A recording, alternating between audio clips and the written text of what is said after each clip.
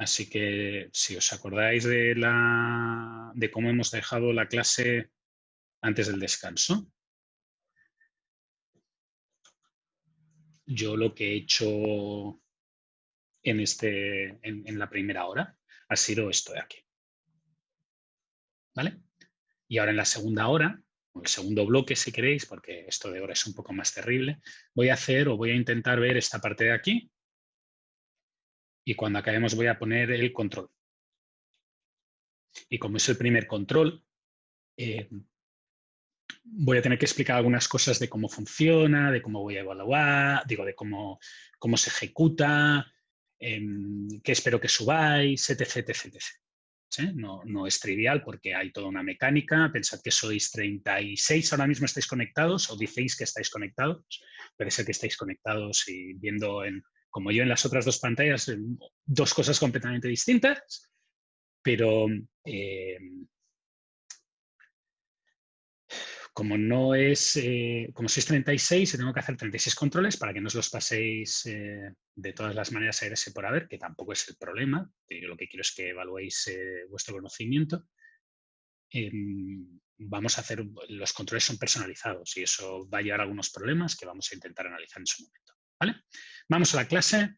Hemos visto la cadena de suministro. Lo primero que se ve a continuación es una forma un poco más detallada de analizar este concepto, que es el enfoque de ciclos. Y el enfoque de ciclos parte de una idea muy simple. Los ciclos son la secuencia de interacciones entre actores de la cadena de suministro.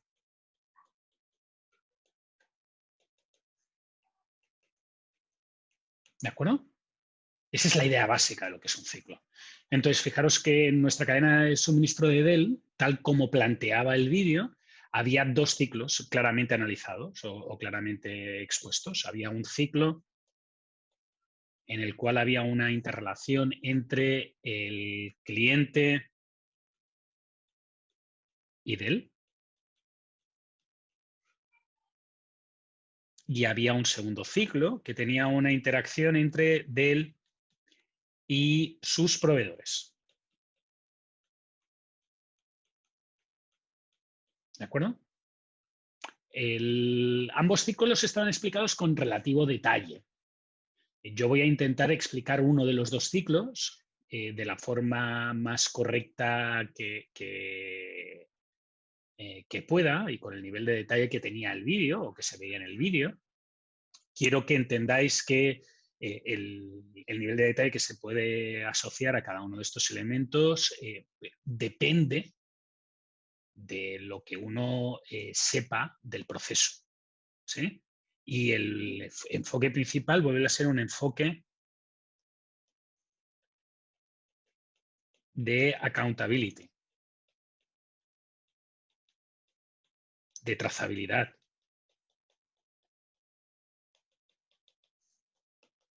Lo que me interesa saber son las acciones que van a pasar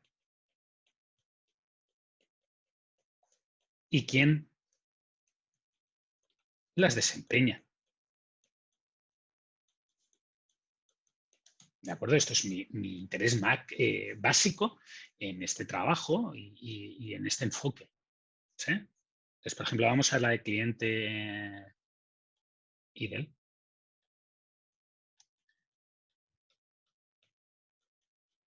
Por tanto, fijaros que en esto, todo lo que había antes, pues no me importa, esto me he olvidado de él.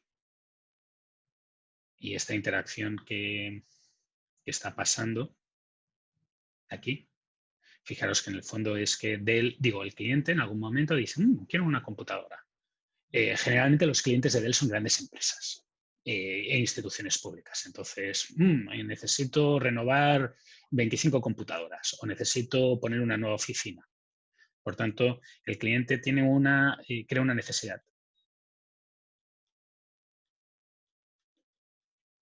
esta necesidad generalmente se introduce, tal como lo pone la página, digo, el vídeo, a una web de pedidos.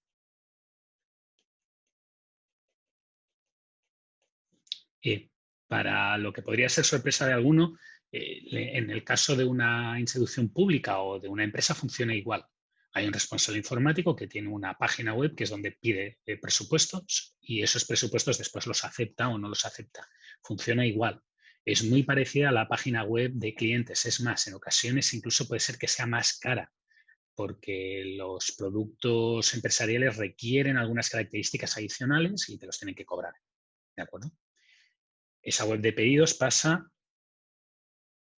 según el vídeo, a lo que se llama un secuenciador de operaciones.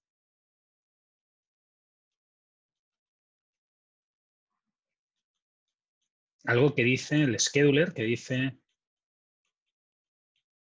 cuándo se hace, cómo se hace, en qué cantidad se hace. ¿Sí? Esto acaba yendo a planta. Según el vídeo, ese producto acabado pues iba a un almacén para esperar la unión con otros pedidos. Esto se llama consolidación.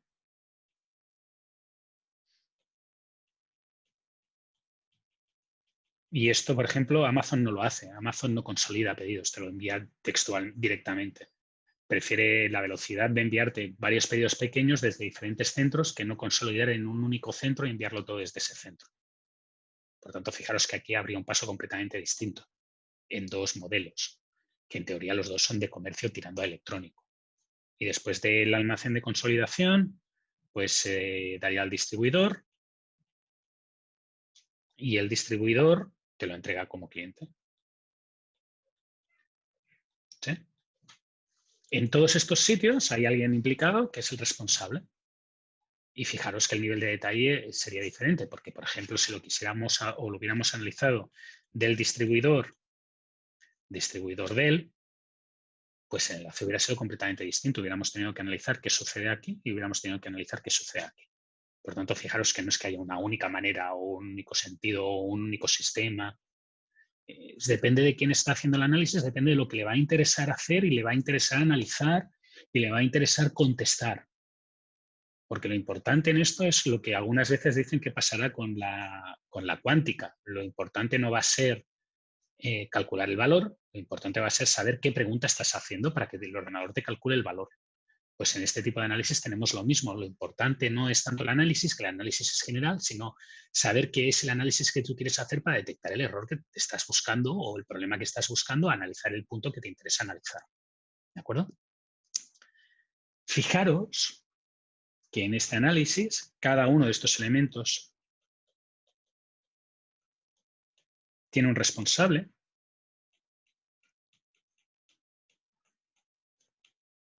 y que si utilizamos lo que hemos estudiado en otros cursos de la carrera, por ejemplo, en optimización, el término ciclo estaba asociado a lo que era un grafo y era cerrado. Implicaba que empezabas y acababas en el mismo sitio.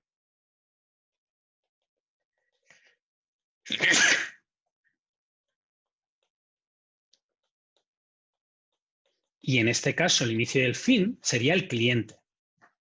¿De acuerdo? Y esto estaría cerrado porque se presupone que si tú has acabado contento y satisfecho de esa transacción, la siguiente vez que la tengas que hacer, lo lógico es que repitas el sitio, que no cambies de proveedor. Yo, por ejemplo, soy cliente fiel en computadoras desde los últimos 14 años de Mac. Llevo 14 años utilizando un Mac. Bueno, y no sé si la siguiente vez utilizaré un Mac, porque las cosas cambian, pero soy un cliente fiel, por tanto, la siguiente vez que tengo una necesidad, si no hay nada que haya alterado, que en este caso sí que existe, que es el cambio de Intel a ARM, pero bueno, eso queda fuera del alcance de esta clase, repetiré el ciclo. Si todo va bien, repetiré el ciclo. Y para un cliente individual con una computadora, pues no será un ciclo que se repita muchas veces, pero, por ejemplo, si eres cliente, tienes que comprar leche y siempre compras la leche en el mismo sitio, lo lógico es que la siguiente vez, si no hay fricción, vuelvas a comprar la leche en el mismo sitio. Por eso se dice que el coronavirus tiene muchos inconvenientes y también ha creado muchas oportunidades, porque nos está cambiando la forma que tenemos nosotros de comprar. Por tanto, el comercio electrónico ha tenido una gran oportunidad de afianzarse. Si ahora tiendas como Corner Shop, por poner un ejemplo que puede estar en la memoria de todos nosotros, funciona correctamente y ofrece un precio razonable y se integra en nuestra forma de comprar, lo más probable es que, aunque volvamos a la normalidad, no volvamos, sigamos repitiendo este mismo ciclo de interacciones proveedor-cliente. ¿Sí? Que en este caso se originan por una demanda del cliente. El cliente es el que pide algo y como pide algo, el proveedor reacciona. ¿Sí? Muy bien. Eso es el primer punto importante. Cada elemento tiene su responsable. Esto es un circuito. El segundo es que esto es un circuito. El tercero es que siempre tiene que haber un trigger. Perdona.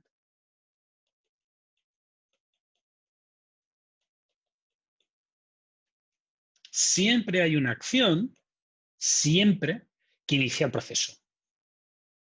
¿De acuerdo? Y esa acción que inicia el proceso, en este caso, es la compra.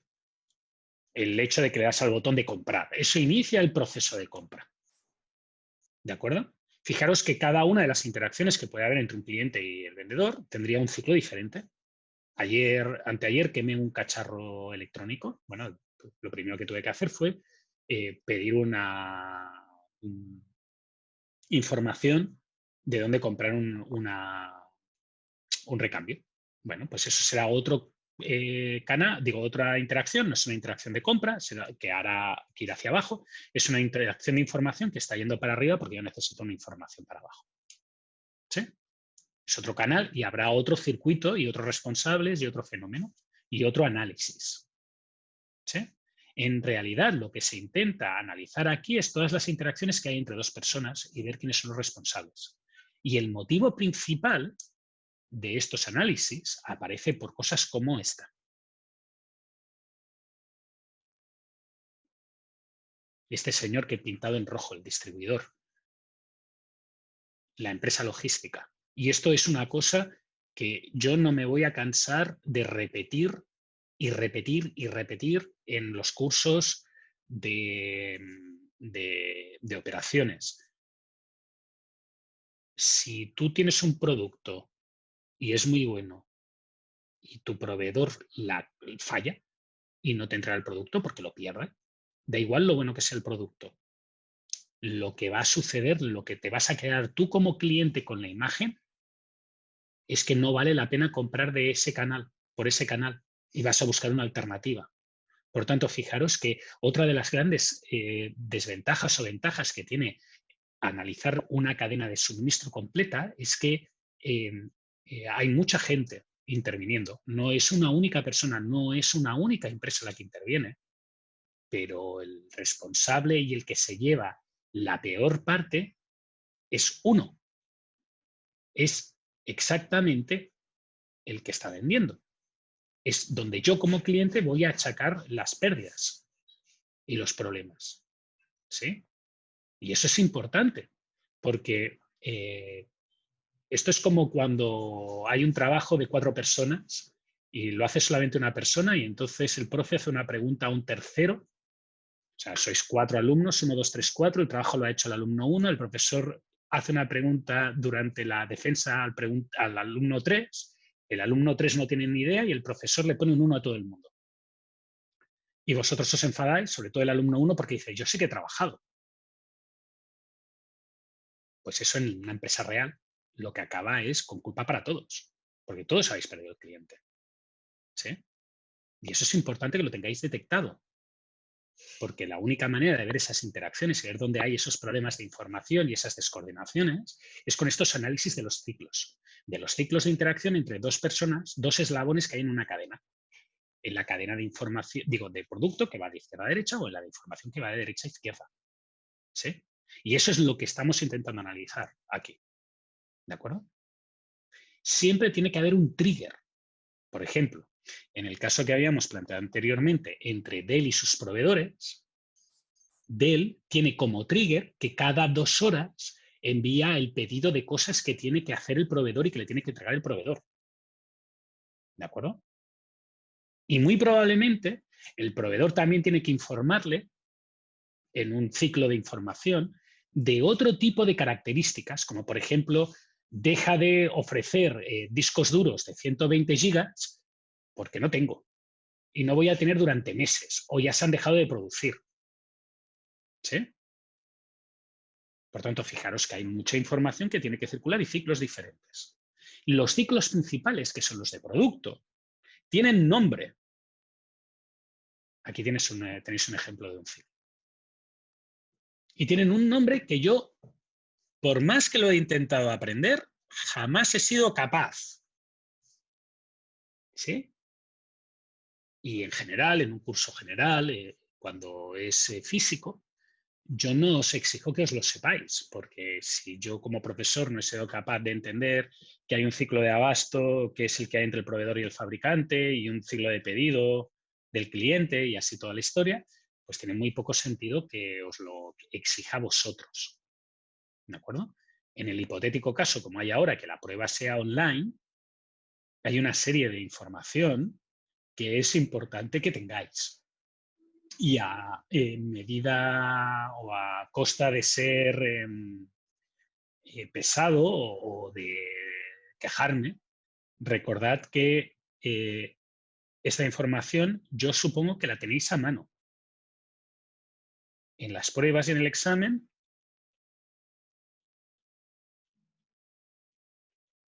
si se hace online, mientras que se haga online, esta información está disponible.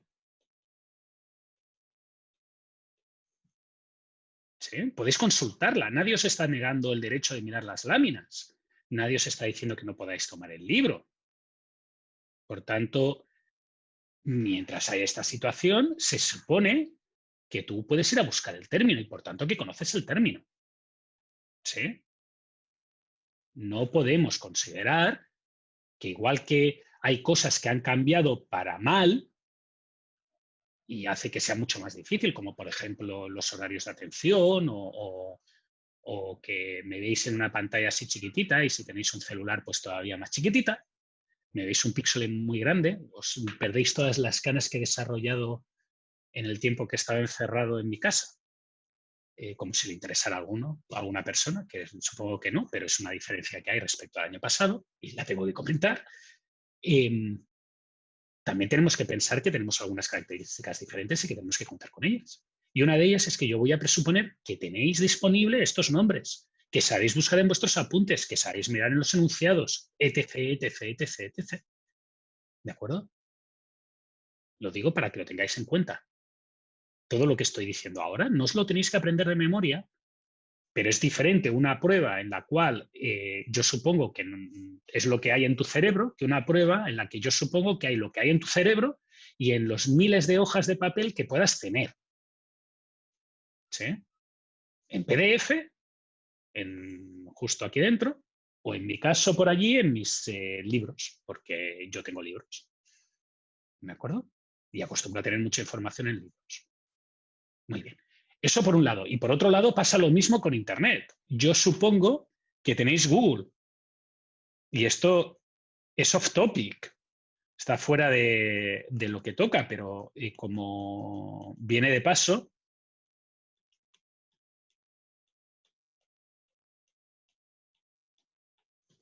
yo presupongo que tenemos Google, ¿vale? Y eso significa que sabemos buscar en Google y que podemos mirar las características de las cosas en Google y tomar decisiones basándose en la información que tenemos en Google. ¿Vale? Y esa información y ese conocimiento lo tenéis para la prueba. No podéis suponer que no es o que no está disponible. ¿De acuerdo? Por tanto, Generalmente yo siempre digo que no es necesario saber el nombre de los ciclos. En este caso es un poco diferente. ¿Vale? Voy a presuponer que tenéis acceso a ellos.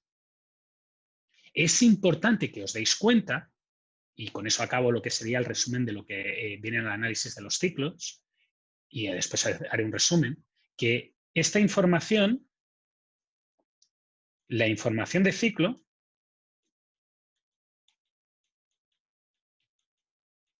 solapa con la información de cadena. ¿Y a qué me refiero con que solapa? Pues me refiero a que la podemos poner una encima de la otra. Y podemos poner los ciclos que nos interesan de interacciones entre la gente que hay. ¿Sí? Lo podemos hacer de forma conjunta o lo podemos hacer de forma separada. ¿De acuerdo? Muy bien. Análisis de ciclos, como estaba diciendo. Resumen. Si alguien tiene preguntas sobre los ciclos, es momento de hacerlo. El enfoque de ciclos. ¿No? Resumen. 1. El objetivo es representar interacciones entre actores. Creo que ahora, después de haberlo dicho durante toda la clase, todo el mundo tiene una idea de a qué me estoy refiriendo por un actor, ¿no? Es alguna de las personas que están implicadas y que juegan un papel en este análisis. 2. Tienen que detallar todas las operaciones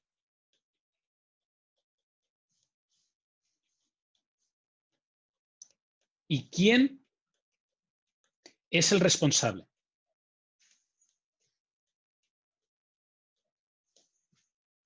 ¿De acuerdo? Y esto es importante porque, y aquí vienen los problemas también.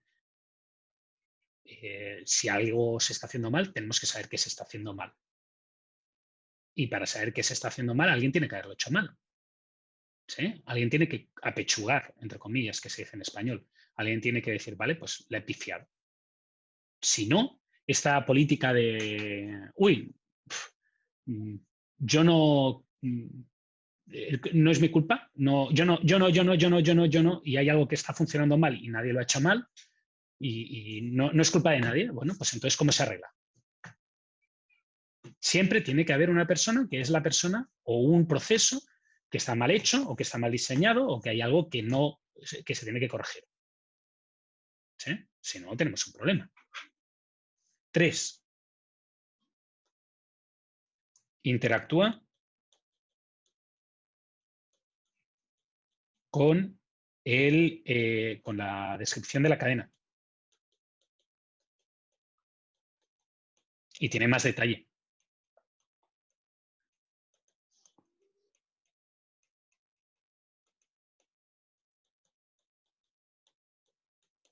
Por ejemplo, nos puede permitir, dime Cristóbal. Ahora sí. ¿Puede haber un ciclo dentro de un ciclo? Sí, lo que puede haber muchas veces es como una especie de protuberancia.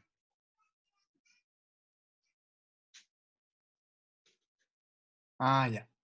¿Sí? Y también podría pasarte que los triggers de algunas funciones fueran triggers de varias cosas, que no fueran triggers solamente de una cosa. ¿A qué me refiero Ya. con un trigger? Por ejemplo, el scheduler que teníamos aquí, déjamelo poner en este gráfico, perdona. El scheduler que teníamos aquí, este también es el trigger que decide qué se tiene que comprar. Y es el trigger entre Dell y sus proveedores. ¿Sí?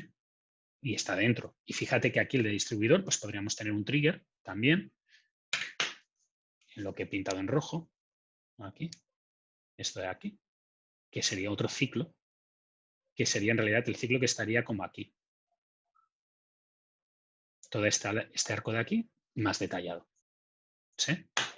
En el fondo es un análisis del proceso completo y vamos a ver un tema entero de procesos, pero no lo vamos a hacer. Generalmente no está orientado a cadena de suministro, en el cual se mira todas las cosas. ¿Sí? El protocolo que se tiene que efectuar y quién tiene que hacer cada punto del protocolo para poder detectar dónde falla el protocolo. Dime, Leonardo. Profe, ¿a qué otra cosa se puede asociar un trigger, aparte de la necesidad del cliente, como Pues comparativa para poder saber por la ejemplo definición? abajo, un trigger básicamente es un gatillo de una pistola. Entonces, el trigger es el desencadenante, el disparador, lo que inicia el proceso. Entonces, por ejemplo, un trigger que puede ser es que cuando tú llegas a un nivel mínimo de inventario, a una cantidad de inventario, lanzas directamente una orden de compra. Y ese es el trigger típico que se explica en gestión de inventarios. O sea, si yo tengo una tienda, un bar, bueno, una tienda en general, y tengo proveedores y yo tengo que hacer un pedido al proveedor, el trigger es el punto en el cual yo digo, uy, tengo que comprar porque me voy a quedar sin. Y eso genera una orden de compra. Si lo tienes automatizado en una computadora, eso funciona todo sin que tú lo veas. ¿Sí? Pero hay una interacción en un sistema que informáticamente se le llama un EDI, en el cual yo le digo a mi proveedor que está integrado de alguna manera a mi sistema de información que tiene que hacer algo. ¿Sí? Yo, por ejemplo, tengo un trigger que el sábado por la mañana me dice tiene usted que revisar sus cuentas en el banco. Y el sábado por la mañana dispara y quiere decir que yo hago ese ciclo y cierro todo lo que compro en la semana poniéndolo todo. ¿De acuerdo? Y es mi interacción con el banco. Toda mi interacción con el banco se concentra en el sábado por la mañana, excepto que Gracias, profe. necesite algo de mi ejecutiva. De nada. Fíjate que es cualquier cosa que origina la interacción. ¿De acuerdo? Muy bien. Ahora, el punto 4, y este es más particular porque acostumbra a generar problemas solamente para alumnos, es que en las pruebas este enfoque de ciclos tiene que tener el detalle dado en el enunciado.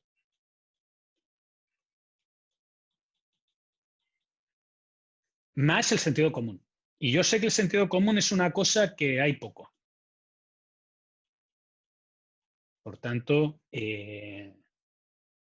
entended que yo puedo presuponer que hay cosas que más o menos sabéis y cosas que más o menos no sabéis. ¿Vale? Yo voy a seguir explicando. Subid todos la mano para que pueda pasar lista mientras explico lo siguiente. ¿De acuerdo? La gente que no sepa o que no pueda subir la mano tiene que arreglar el problema. ¿Sí? Tiene que poder arreglar el problema, porque es mi manera de verificar a aquella gente que está presente y a aquella gente que ha conectado el ordenador y se ha ido. Y eso significa que, por ejemplo, ahora hay 2, 4, 6, 8, 10 personas, 10 de 36, de 37, que dicen estar en clase. ¿De acuerdo? Por tanto, esas 10 personas pueden encenderse durante el próximo minuto, si no voy a presuponer que no están. Y voy a seguir, ¿vale? El siguiente enfoque es un enfoque que, de nuevo, lo que hace es sobreponerse sobre la cadena.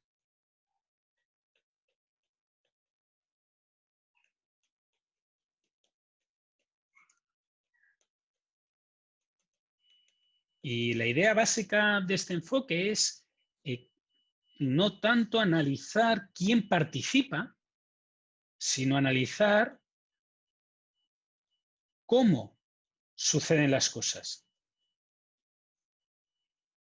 Entonces, fijaros que cambia un poco al otro, porque esta es una pregunta diferente, no es quién, es cómo. Entonces, como es el cómo, yo voy a hacer la foto.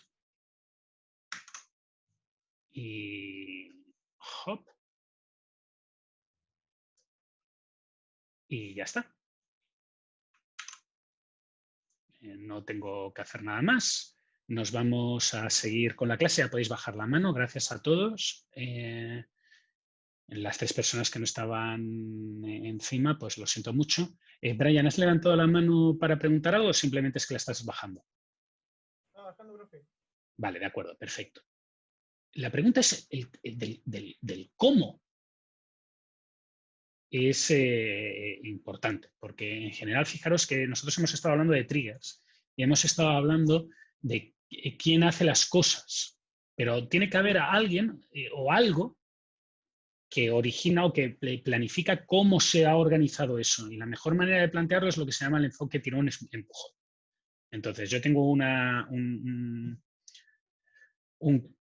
dibujo que me gusta poner siempre, que es el que hace el análisis entre la diferencia entre el empujón y el tirón. ¿Sí? El empujón es, fijaros que tú estás haciéndole así, estás cogiendo algo y lo estás llevando lejos, mientras que el tirón es justo lo contrario, es que tú coges algo y te lo acercas. Dime, Camilo. No estás apagando todavía, vale. Te lo acercas. ¿De acuerdo? Por tanto, tenemos el empujón y el tirón.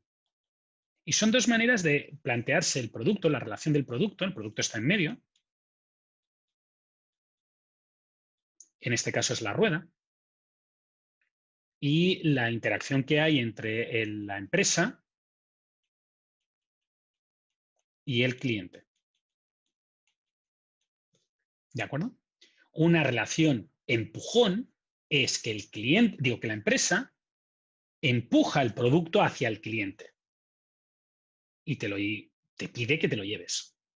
Te lo deja muy servido para que tú no tengas que hacer ningún tipo de esfuerzo a la hora de obtener el producto. ¿De acuerdo? Y eso es la política empujón. La política tirón es justo la contraria, es el cliente el que fuerza a la empresa a hacer algo.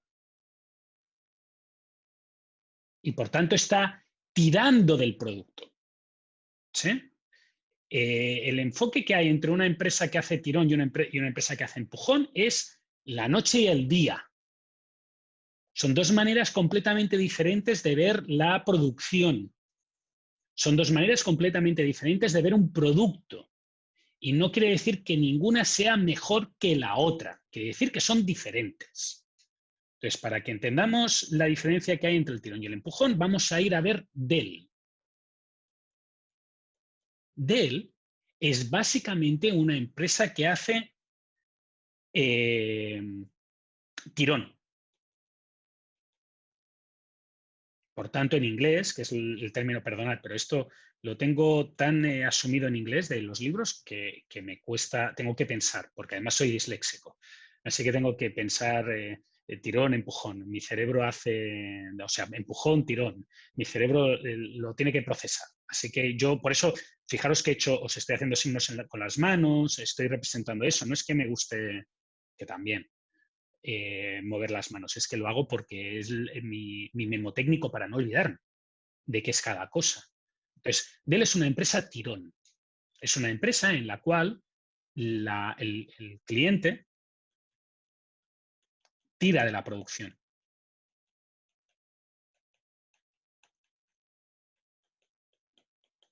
Y Dell reacciona al cliente. ¿Sí?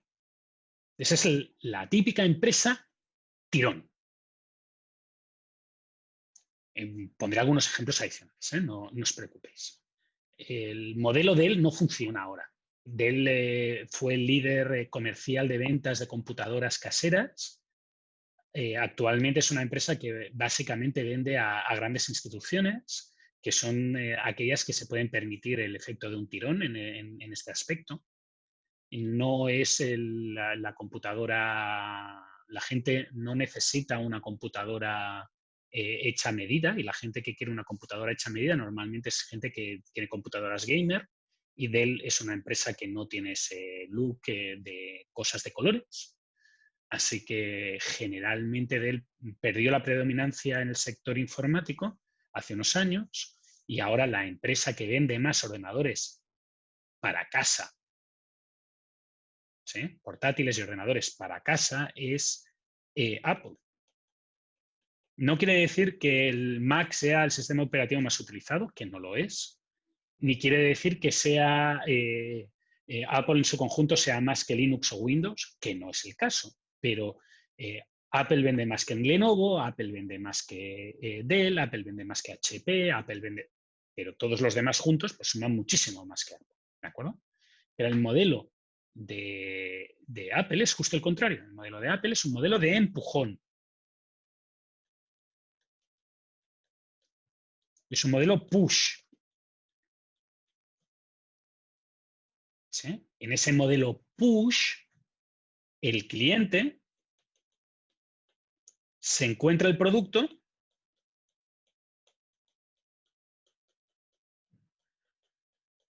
esperando por él.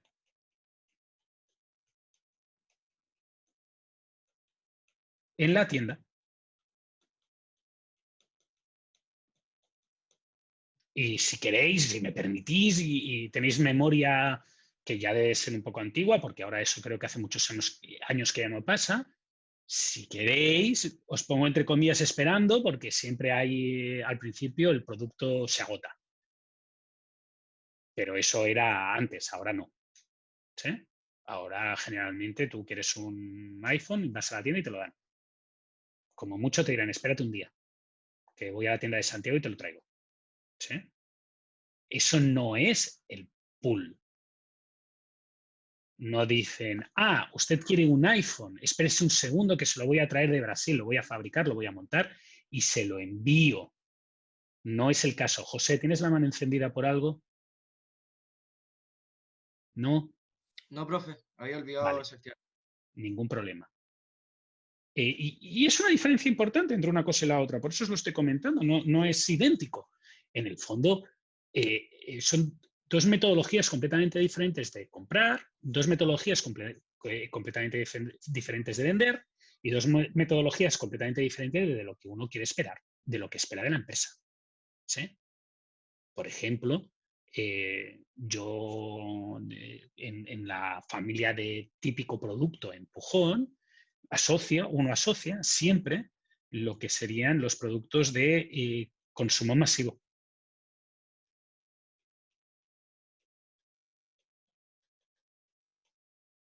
¿De acuerdo? Y por consumo masivo quiere decir lo que compra uno en el supermercado. Lo que tienes en volumen, el que no hay diferenciación apenas de producto. No quiere decir que no haya diferenciación. Quiere decir que comparativamente hay poca diferenciación. Son productos que los quieres rápido, no quieres esperar.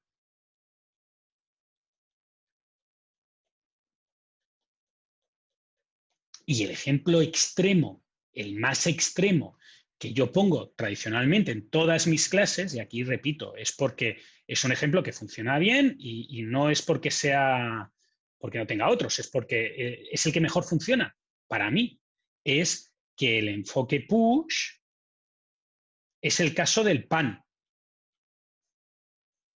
Si no tienen pan, no vas a esperar a mañana a comprarlo.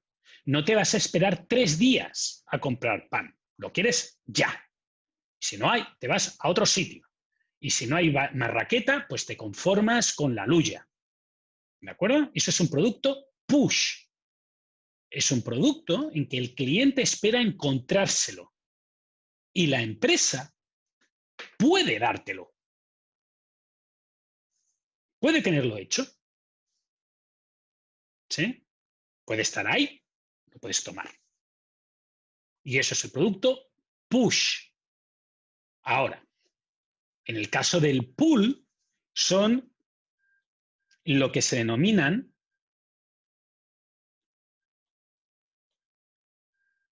productos exclusivos.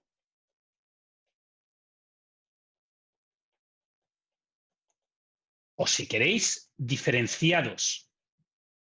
Y creo que el diferenciado os va mejor como término. ¿Vale? Porque todo el mundo me dice, profe, Apple es un producto más exclusivo que una computadora Dell. Vale más, cuesta más plata. Pero ¿cuántos Apples diferentes hay? ¿Habéis entrado en la página de Apple a ver cuántos ordenadores diferentes podéis hacer? ¿10? Si llega, 15. Y por dentro a lo mejor son todos iguales. A lo mejor lo que te cambia es si es rosa, si es blanco o si es negro. Pero internamente no le puedes poner RAM, no le puedes cambiar la tarjeta gráfica, no le puedes cambiar el disco duro, no le puedes cambiar el bus, no le puedes... ¿Vale? Eso es lo que hace Dell. La variedad de producto que tiene es mucho mayor. Y eso hace que el cliente, por tener exactamente la configuración que él quiere, pueda esperar. Profe, una pregunta. Dime. Por ejemplo, en Nike, las zapatillas, tú les puedes como cambiar el color de las zapatillas por internet y ponerle tu nombre y Sí, todo eso. sí. En Eso este sería caso, pull. pull también, porque le cambian como el toque nomás. Y el otro sería push. La zapatilla estándar sería push. Hay productos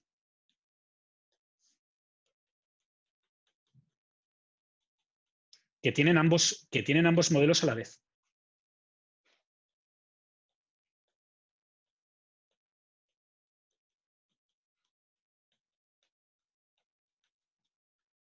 Y el ejemplo típico y estándar y habitual son los autos.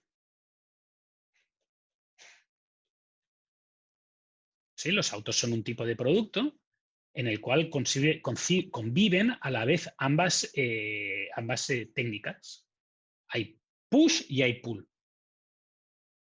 Y eso es la clave. Si eres capaz de identificar qué producto es push y qué producto es pull.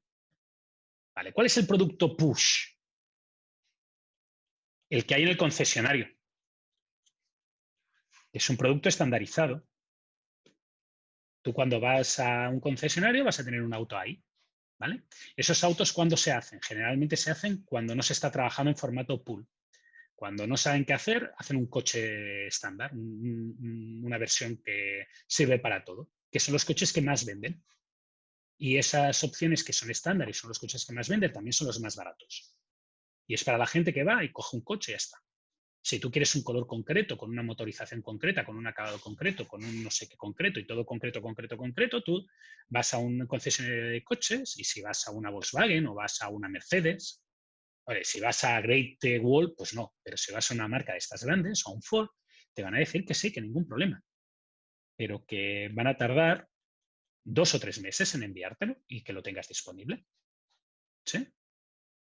Y es pull. ¿Por qué? Porque en el momento en que tú decides comprarte un coche rosa con una tapicería de topitos de vaquitas, que seguramente hay alguna marca que lo hace, lo empiezan a producir. Porque ellos no lo van a producir porque sí, porque hay muy poca gente que compre ese modelo. ¿Entendéis? Entonces, un auto tarda unos 15 días desde que se da la orden de fabricación hasta que está hecho. Y después de esos 15 días, pues hay que enviarlo a Chile.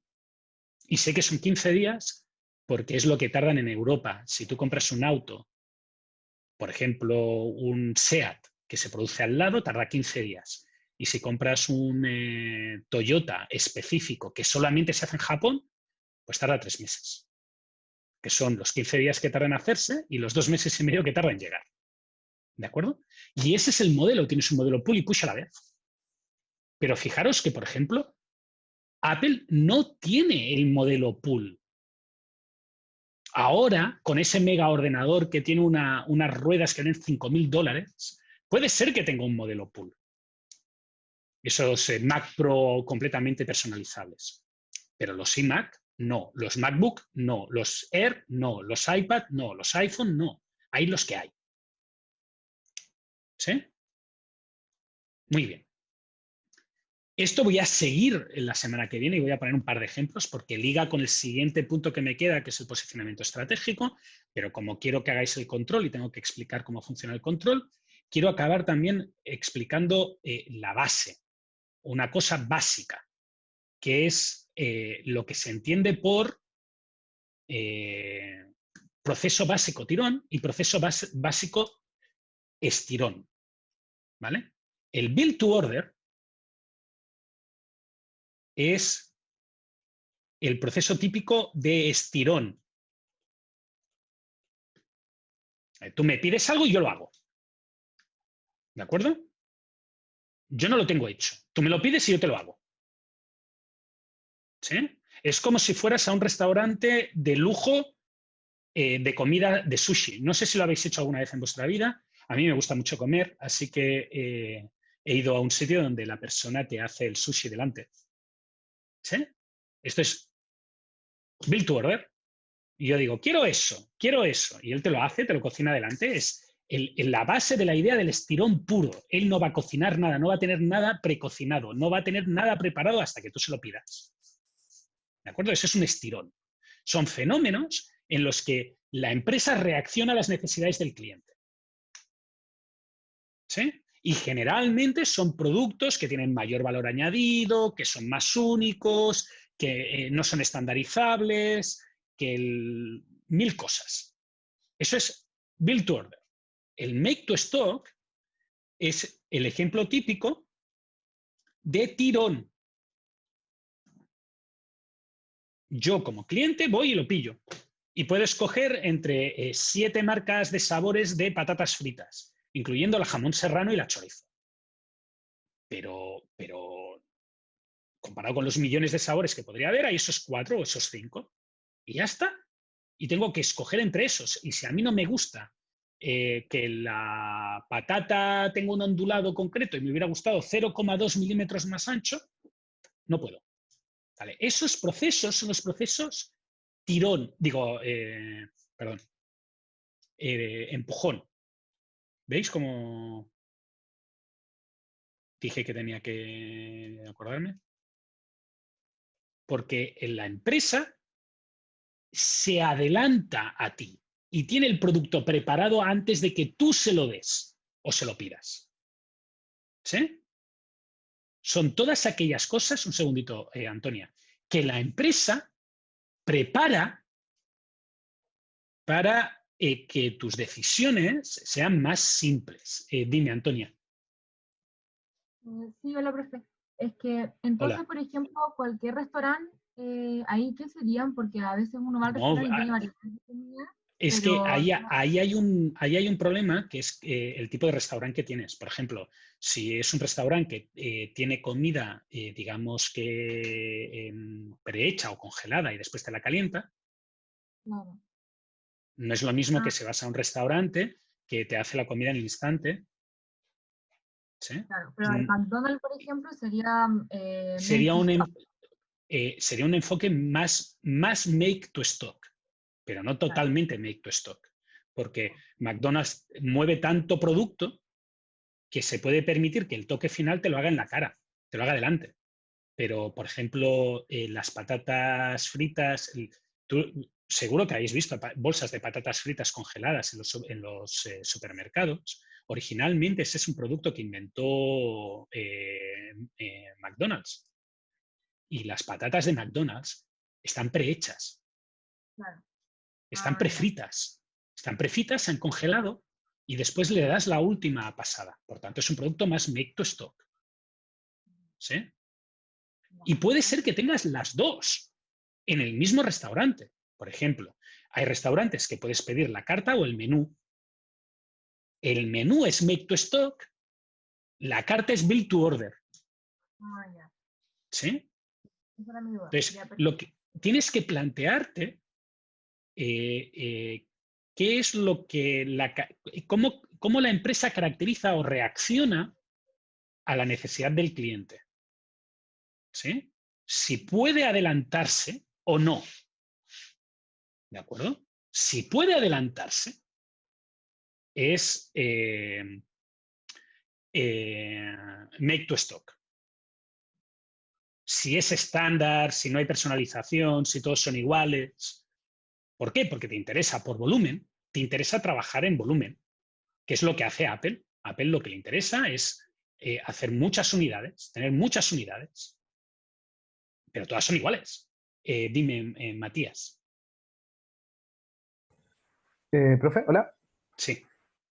Es que se me vino a la mente un ejercicio que vimos el semestre pasado que hablaba sobre cuando una empresa aumentaba la garantía hacia los clientes. ¿Qué tipo de estrategia es esa? Porque no me puedo acordar. No, es que eso es el posicionamiento estratégico.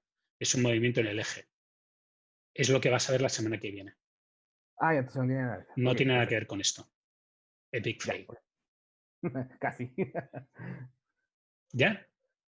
¿Alguna otra pregunta? ¿No? Venga, abrid webcursos que vamos a ir al control, ¿de acuerdo? Aquí tengo mi chivata, la lista. Y yo ya lo tengo abierto. Y fijaros que por aquí abajo tenéis, ahora mismo yo voy a hacer visibles el control, el enunciado. Y el espacio para contestar, ¿vale? Entonces empezaremos por el enunciado del control. Si alguno de vosotros va lento, tenemos 20 minutos para hacer el control, así que no hay problema, no os preocupéis. Lo que sí que quiero es que este control va de build to stock, make to order. Quiero que veamos a ver si lo hemos entendido. Si le damos al enunciado del control, fijaros que a mí me ha empezado a viajar y ahora me va a salir esto, ¿sí? Que son 12 parejas de producto. No tenéis que contestar por los 12, solo tenéis que contestar por unos cuantos de estos 12. Y eso lo veremos luego. ¿Dónde tenéis que contestar? Tenéis que contestar en el espacio de respuesta control 1. ¿Sí? Y aquí tendréis que escribir, por ejemplo, vuestro nombre. En mi caso es Jordi Pereira Gude. Vuestro root. Y fijaros que pone sin puntos, guión ni dígito verificador. Por tanto, mi root es este. ¿Vale? Y fijaros que me está dando un error. ¿Por qué? Porque tengo que quitar los puntos. Tengo que quitar el guión. Y tengo que quitar el dígito verificador. ¿Sí? Todos los roots tienen 8 números, excepto que seáis muy viejitos. El 87.223.544. Ese es vuestro root. ¿Sí? Y ahora, aquí tenéis que dar la respuesta a la pregunta 1, a la pregunta 2, a la pregunta 3 y a la pregunta 4. Las que queráis. Después veremos cuáles son vuestras 4 preguntas. Y cuando acabéis, le tenéis que dar al botón de Submit. Si no le dais al botón de Submit, no se envía. ¿Sí? Si alguna pregunta no la sabéis, no lo sé. Y después le dais al Submit. ¿De acuerdo? Por favor, enviadme una respuesta. Si enviáis más de una respuesta, os quedaréis con la última. Profe, Dime. el no lo sé está porque si está malo después. Porque restan, sí, sí. Pero eso lo vais a ver luego en un segundo. ¿Vale? A mí me va a llegar esto.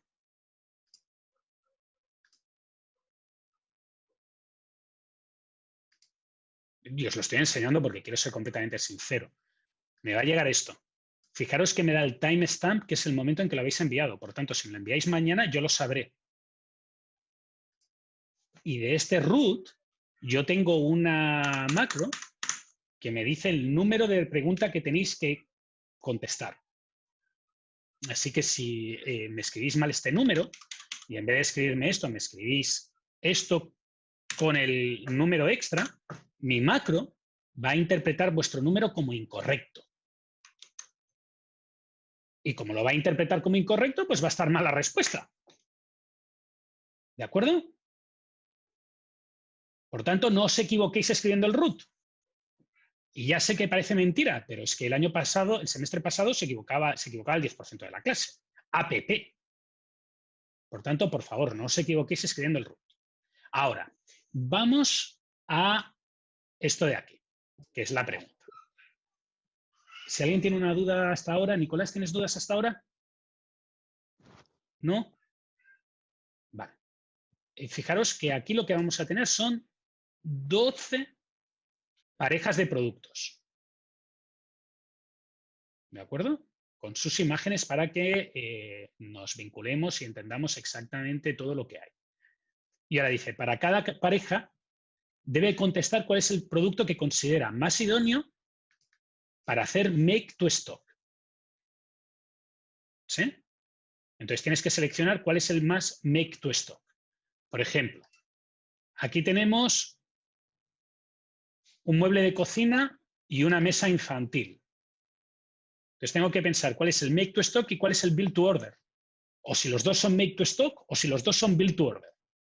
Entonces, si por ejemplo el make to stock fuera mueble cocina, fijaros que este es el producto A. Por tanto, yo lo que tendría que contestar es la respuesta correcta es el producto A. Y si creyera que es más make to stock la mesa infantil, lo que tendría que contestar es la respuesta correcta es el producto B. Si creyera que ambos son igual de dados a ser make to stock o los dos son igual de dados a ser build to order, tendría que escribir la respuesta correcta es que ambos productos por igual.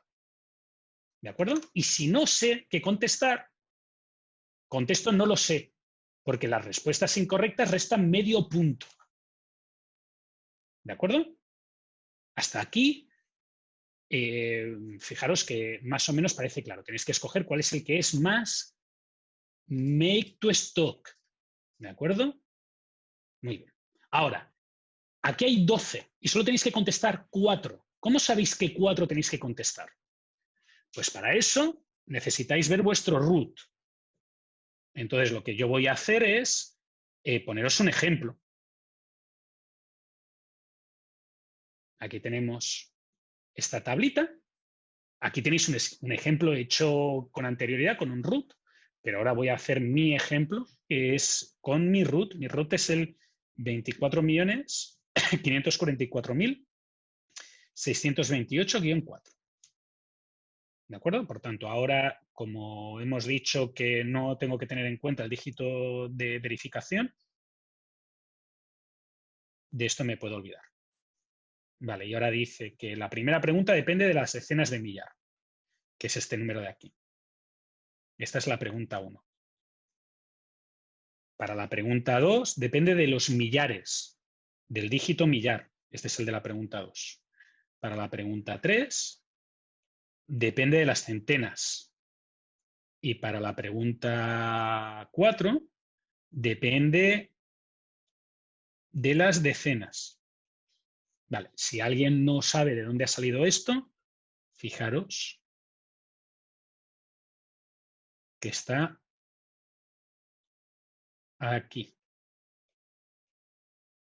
Vale.